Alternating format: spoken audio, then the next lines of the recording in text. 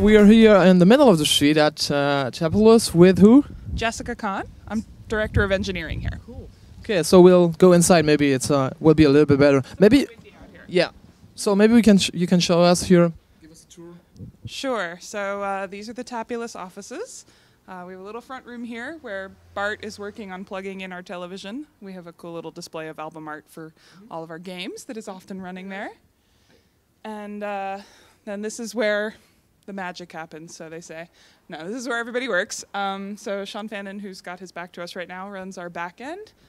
And we've got Zach. He is, we sort of call him our social glue. He made an incredibly popular Facebook app and works for us now doing anything on our sort of web back end that relates to the social features in Tap Tap Revenge and our other games. Okay. And then over here, we've got Riley, who's one of our senior iPhone client engineers. We've got Ed, who does community.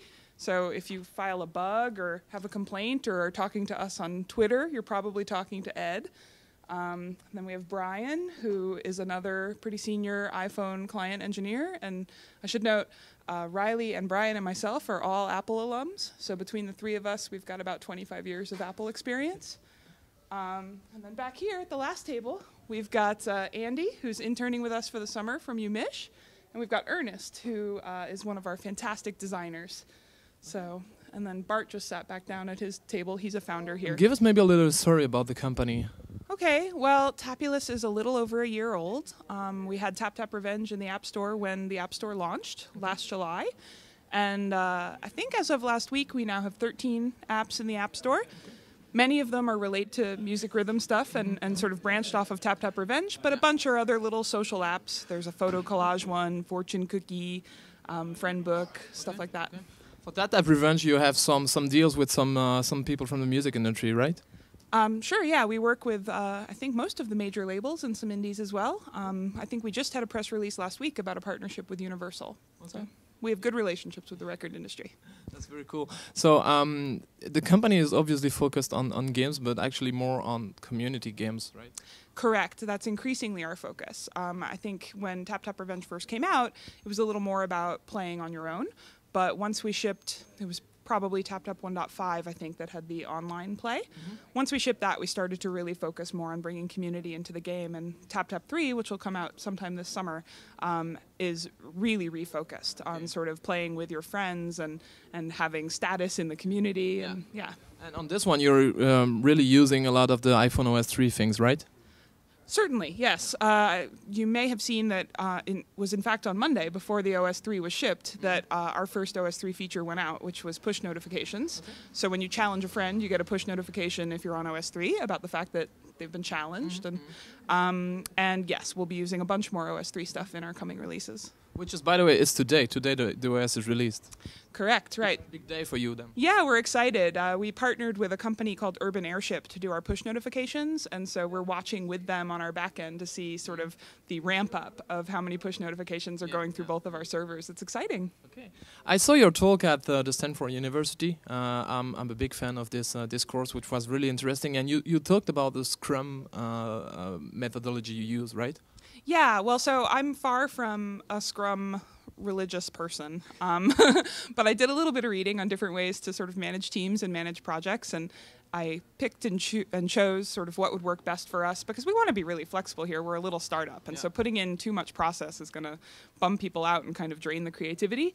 But we do have daily Scrum meetings at 9 a.m. where all the engineers and the designers just quickly meet together for 15 minutes to make sure we all know what we're focused on for the day and that we're not blocking each other. And then we have a weekly review meeting where we try to hit the sprint milestone, and then we get to show off what we did. So, yeah. Speaking of more startup, you coming from Apple, going to here, it's kind of a change, right? It's a big change. I was at a little startup before going to Apple, but boy, that was more than 10 years ago now. So yeah, I had almost 10 years at Apple, and so it is a big change. But the nice thing about Apple is that although it's such a big company, at least in the engineering department where I worked, everyone was working on their small teams. And so you still did get that feel of that you're working closely with 2 to maybe 7 people. And so that's not so unfamiliar here. Well, it's funny because these are really small teams compared to other companies like Microsoft, for example, where you have 200 guys working. So it's not that of a change in some ways. Right, exactly. It's a similar scale. Okay. What's coming up next, actually, here from Tapulous? Well, our big focus right now is on Tap Tap Revenge 3. So that's the one that'll have, OS 3 features and just a whole new look and feel, and should just feel like a real maturation of the product. And then, of course, we're continuing to focus on our album editions. So look for another interesting album edition to come out. Lady Gaga came out this past week, but there'll be another one soon. Okay, cool. You probably growth over the months. How was Tapulous growing?